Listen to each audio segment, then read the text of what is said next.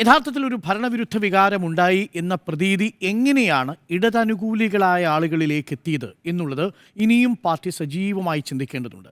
ഞാനിപ്പോഴും ഉറച്ചു തന്നെ വിശ്വസിക്കുന്നു, ഇക്കഴിഞ്ഞ 10 വർഷം സർക്കാരിനെതിരെ ഏതെങ്കിലും ഒരു മന്ത്രിക്കെതിരെ ശക്തമായ അഴിമതി ആരോപണം ഉന്നയിച്ച് അത് തെളിയിക്കാൻ പ്രതിപക്ഷത്തിന് സാധിച്ചിട്ടില്ല.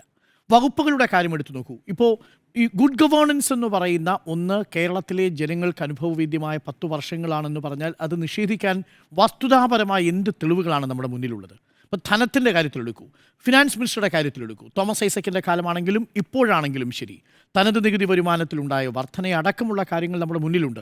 വകുപ്പിനെതിരെ അഴിമതി ആരോപണം ഉന്നയിക്കാൻ ഏതെങ്കിലും ഒരു മന്ത്രിക്കെതിരെ ഈ ഘട്ടത്തിലും അഴിമതി ആരോപണം ഉന്നയിക്കുന്നില്ല. അതിനു പകരം സ്വർണ്ണക്കൊള്ള എന്ന് പറയുന്ന ദേവസ്വം ബോർഡിലെ 2 മുതിർന്ന CPM അനുകൂലികളായിട്ടുള്ള ആളുകൾ കമ്മീഷണറും ദേവസ്വം ബോർഡ് പ്രസിഡന്റുമായിരുന്ന കാലഘട്ടത്തിലെ ഒരു വലിയ തട്ടിപ്പ്, ആ തട്ടിപ്പിനെ മുൻനിർത്തിക്കൊണ്ടാണ് സർക്കാരിനെതിരെ അഴിമതിയുടെ പ്രതിച്ഛായ ഉണ്ടാക്കുന്നത്.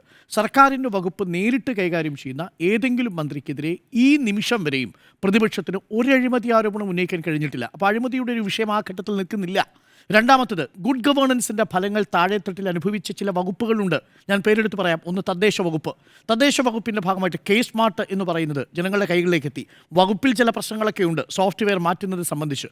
റവന്യൂ, പട്ടയം ഏറ്റവും കൂടുതൽ വിതരണം ചെയ്ത സർക്കാരുകളിൽ ഒന്നാണ് ഈ കഴിഞ്ഞു പോകുന്ന സർക്കാർ.